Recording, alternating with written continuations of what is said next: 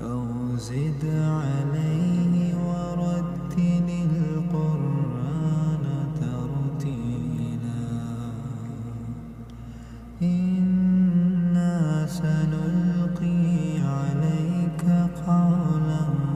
ثقيلا إن ناشئة الليل هي أشد وطئا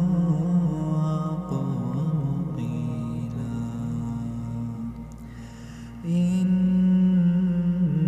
لك في النهار سبحا طويلا واذكر اسم ربك وتبتل إليه تبتيلا رب المشرق والمغرب لا إله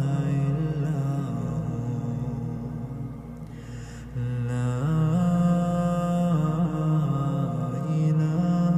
إلا هو فاتخذه وكيلا واصبر على ما يقولون وهجرهم هجرا جميلا وذرني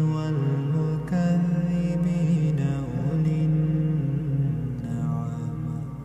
أولي النعمة ومهلهم